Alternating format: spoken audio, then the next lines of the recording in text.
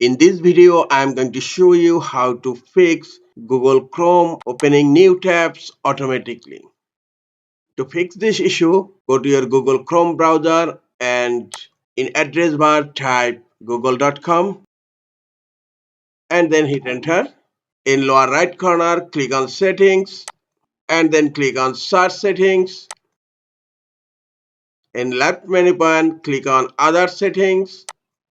Scroll down. Here you will find an option results in a new window. If you find it turned on, just turn it off. Next step, click on three dot menu icon on upper right corner. Then click on settings.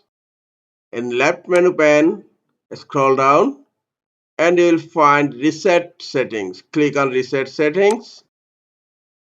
Restore settings to their original default. Click on it. And this action will reset some Chrome settings and Chrome shortcuts, disable extensions, delete cookies and other temporary site data. Then click on reset settings and hope this will solve your issue and Google Chrome will stop opening new tab automatically.